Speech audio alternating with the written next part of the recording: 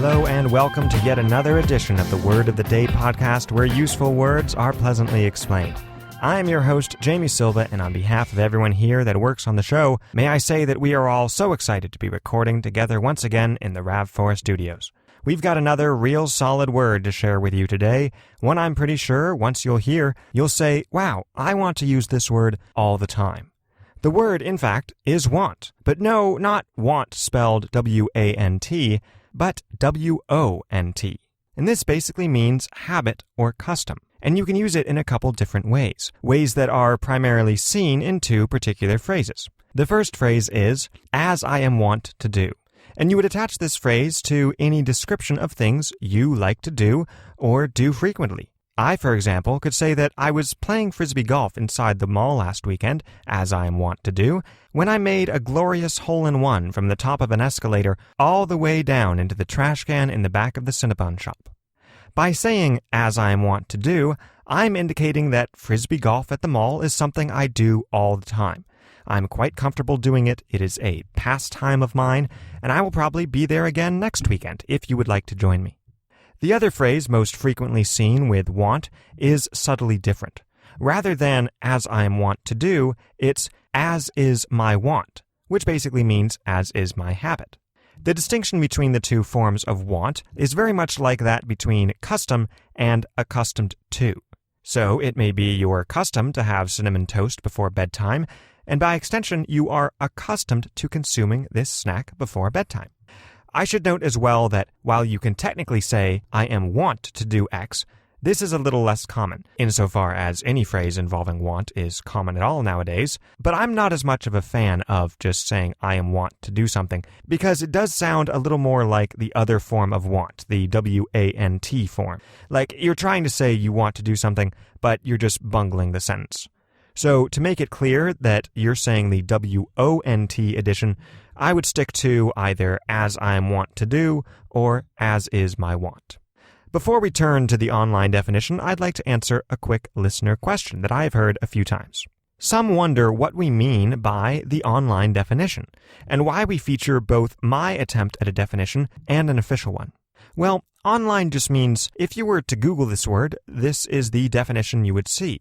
Since this is how I think most people look up words these days, the Google version is what I treat as the default, kind of the common man understanding. And I try to define it myself first before looking it up every time, because, well, I often disagree with that default understanding.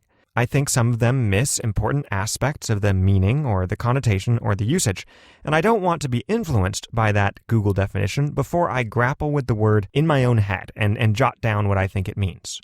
Of course, often I find out that I was grievously incorrect and have to eat some humble pie, but it's still a very worthwhile exercise in my mind to try to come to an understanding of what I think the word means before investigating it myself, and then compare and contrast the two and see what we can learn. Okay, now on to the online definition of want. Nothing really different here. It can either be, quote, one's customary behavior in a particular situation, which is the noun form, or in the habit of doing something, accustomed, which is the adjective. And I prize each of these options, because each of them is perfectly suited to one of those delightful phrases we discussed above. Again, as is my want, or as I am wont to do. The usage is pretty simple, and the only thing I would add to what I've already gone over above is that you often see these phrases near the beginning of stories, as a way to say that in the midst of something perfectly normal and ordinary that you do all the time, something extraordinary or surprising occurred.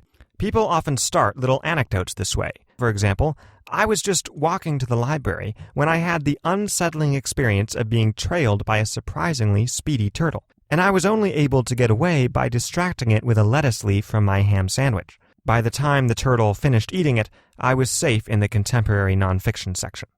See, that's a good story, right? But I think the setup could have been even more convincing if want was in there too. As in, I was just walking to the library, as I am wont to do every week for Macbeth Mondays, when I noticed a turtle following me, etc., etc. So, saying you are wont to walk to the library, or it is your wont to do so, perfectly sets up how uneventful and mundane such a thing would usually be. And thus, it serves to heighten the shock of discovering your amphibious stalker. So, if you want to tell amusing and compelling anecdotes to your friends, consider incorporating want into your vocabulary. Speaking of anecdotes, it's time for a quick edition of Conversation Etiquette from a dozen decades ago, in which I read from my time-worn copy of Manners, Culture, and Dress, published in 1890, to see what refined people back then thought was proper conversational etiquette. Today, I'd like to feature a section called Introducing Anecdotes, and it goes as follows, quote, "Those who introduce anecdotes into their conversations are warned that these should invariably be short, witty, eloquent, new, and not far-fetched," unquote. Well, this is a pretty high bar. I don't think many anecdotes would survive the test, though that may be part of the point.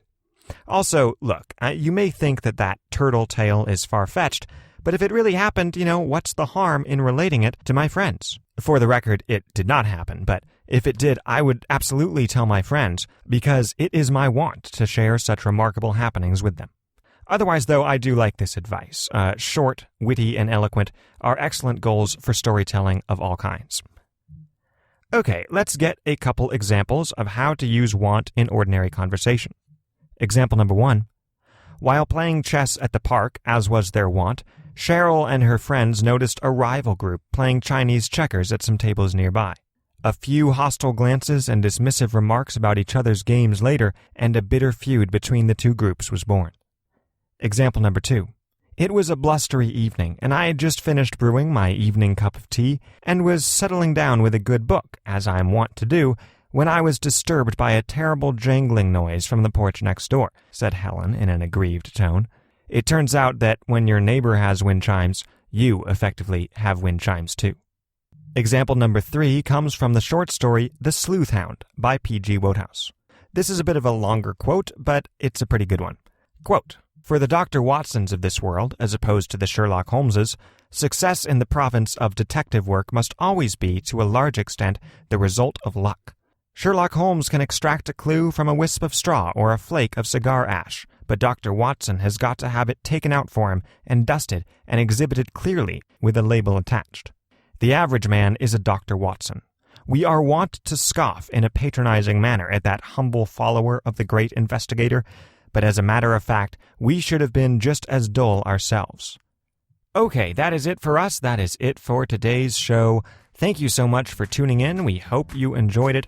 And if you are wont to share with your friends the podcast you most enjoy, I hope you consider putting this show among them. This has been the Word of the Day podcast.